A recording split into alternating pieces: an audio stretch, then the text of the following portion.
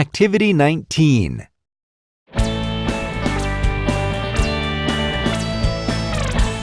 Good evening, everyone. Tonight we are going to talk about how to ace a job interview. And to help us with that, we have with us Sophie Brennan.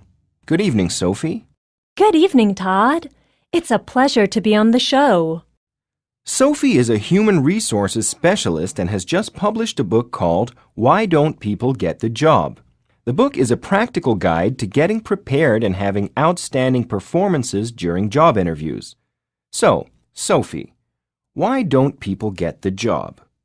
Todd, there are a number of reasons why people fail to cause a good impression on recruiters.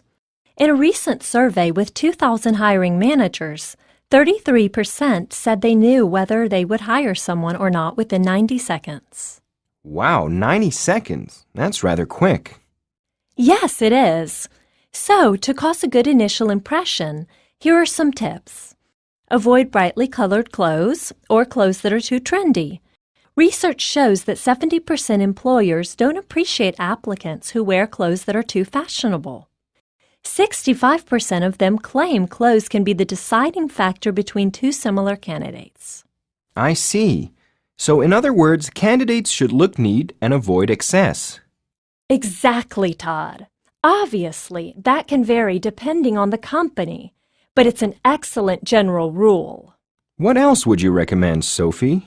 Your body language says a lot, too.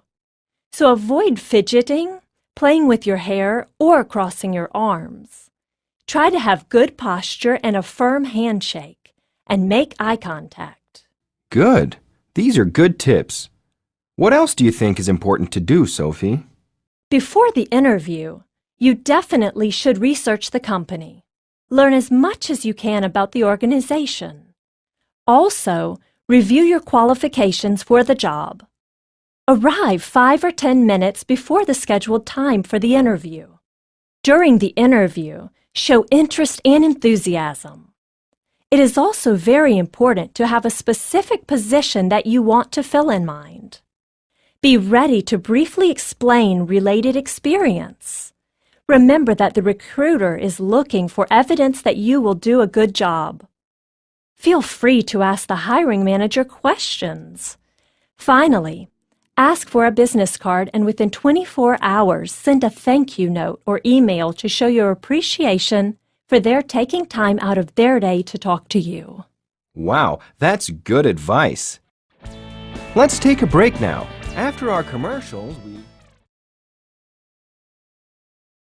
Unit 4, Putting It All Together. Activity 4. Hey, Mark, look at this quiz. Have you taken it? Yes, I have, but I don't agree with the results. Why not? Well, they say I'm reliable, practical, realistic, and analytical, so I could be an accountant, an engineer, or a mechanic.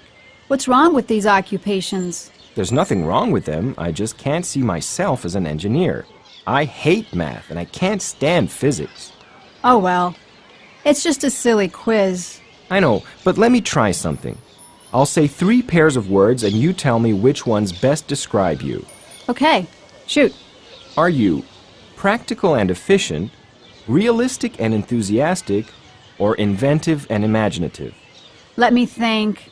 Can you repeat them, please? Sure. Are you practical and efficient, realistic and enthusiastic, or inventive and imaginative? I'm inventive and imaginative, that's for sure. So, according to this quiz, you could be a writer, a musician, or an artist. Oh, come on. You haven't asked me enough questions. I could also be lots of other things. See? Quizzes like this can easily fool you. Let's go back to studying for the math test. Oh, my. Yes, I really need to do well on the test tomorrow.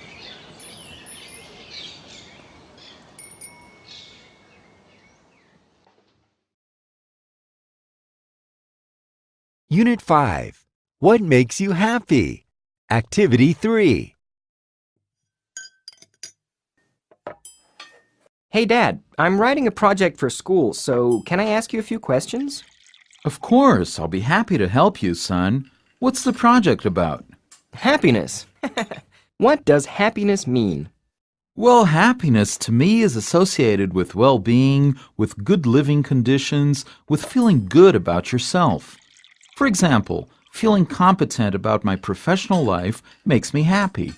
How about you, son? What makes you happy? Me? Lots of things, I guess. Hanging out with my friends makes me happy. Spending the weekend with you and Mom makes me happy. You're on the right track. We usually say, I'll be happy when I graduate from college. I'll be happy when I get a good job, and so on. But I believe happiness has to do with living our life fully. What do you mean exactly?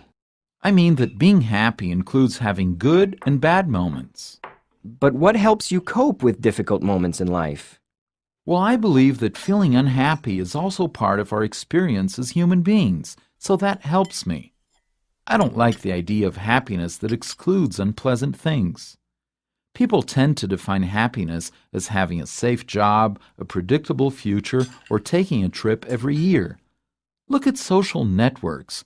People are always happy, or at least they always look happy. Last week, a patient mentioned something about social networks and happiness. What did he say?